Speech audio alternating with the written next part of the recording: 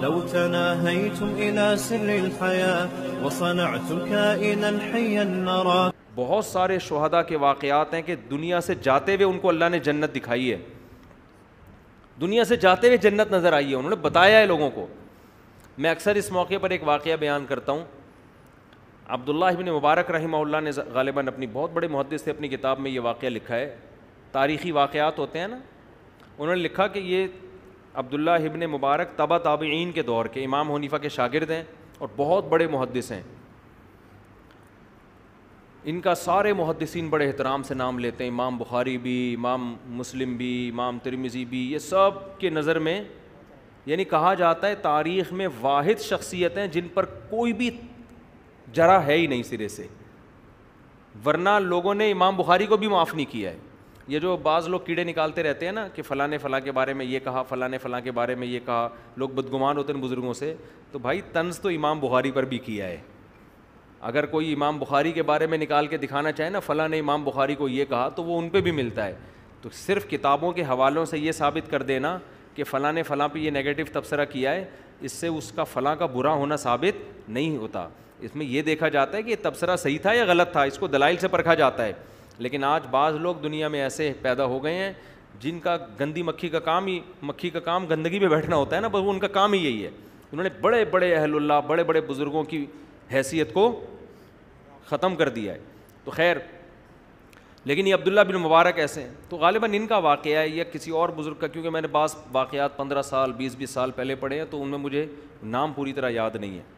تو انہوں نے اپنا واقعہ نقل کیا کہ ہم ایک لڑائی میں تھے میدان جہاد میں, تو ایک نوجوان, ہم اسے دیکھتے تھے دن میں روزہ رکھتا تھا, رات میں تہجد پڑھتا تھا, بہت تھوڑا آرام کرتا تھا, مجاہدین کی خدمت بہت کیا کرتا تھا, بہت زیادہ پرہیزگار تھا اور دن میں بڑی بہادری سے لڑتا. تو کئی دن ہو گئے, کئی ہفتے ہو گئے, ایک قلعہ فتح نہیں ہو کے دے رہا تھا. تو وہ کہتے ہیں کہ میری ڈیوٹی اس بندے کے ساتھ لگ گئی رات کو, کہ رات کو کچھ دیر یہ سوئے گا, میں پہرا دوں گا, پھر جب میں سوؤں گا تو یہ نوجوان پہرا دے گا. یہ عرب سے ایک کتاب چھپی ہے, اس کا نام ہے تہجد میں اٹھنے کے 100 طریقے. اس کتاب میں یہ واقعہ, میں پہلے عربی کتابوں کا ترجمہ کرتا تھا ایک ادارے کے لیے.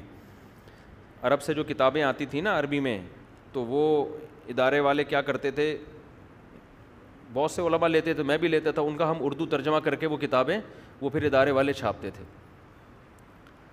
تو وہ ایک عرب عالم نے ایک کتاب لکھی, بڑی زبردست کتاب تھی یہ. تو اس میں یہ واقعہ لکھا کہ اس نوجوان کے ساتھ ان کی رات گزارنی تھی انہوں نے. تو کیا ہوا, کہتے ہیں کہ ایک دن میں نے دیکھا کہ یہ سویا ہے, اور جب میں نے اس کو نیند سے بیدار کیا تو اٹھتے ہی رونا شروع کر دیا اس نے. تو میں نے کہا بھائی کیا ہو گیا, تو اس نے وہ منظر بتایا اپنا. اس نے کہا کہ میں نے خواب دیکھا, خواب میں مجھے خوبصورت جنت دکھائی گئی, ایسی جنت جیسے قرآن کہتا ہے جو نہ کسی آنکھ نے دیکھی اور نہ کسی کان نے سنی. کہتا ہے میں آگے گیا تو بہت خوبصورت عورتیں, بہت خوبصورت عورتیں. کہہ رہے میرا دل ان کی طرف مائل ہونے لگا. تو مجھے ان فرشتوں نے کہا کہ یہ تمہاری باندیاں ہیں, یہ تمہاری بیوی نہیں ہے, تمہاری بیوی آگے ہے, وہ ان سے بھی زیادہ خوبصورت ہے. اب آپ کے کان کھڑے ہو جائیں گے جب بھی ایسی کوئی بات آتی ہے نا. تو وہ چلے گئے, وہ کہتے ہیں مجھے لے کر گئے. تو میں جب آگے گیا ہوں, اتنی خوبصورت جو اللہ نے جنت کے نقشہ کھینچا ہے قرآن مجید میں, کہہ رہے ہیں جب میں قریب گیا ہوں وہاں تو ایک خوبصورت کمرہ جیسے دلہن کا کمرہ سجا ہوا ہوتا ہے, ایک تخت پہ ایک بہت حسین عورت, بہت ہی حسین, اس کے سامنے افطاری کا سامان رکھا ہوا ہے, کھانے پینے کا نا, افطاری کا نہیں ہوتا سامان.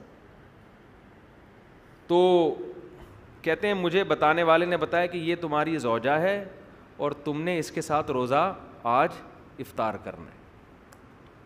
اب رات کے وقت کس کی تو خواب آ رہا ہے نا اس کو.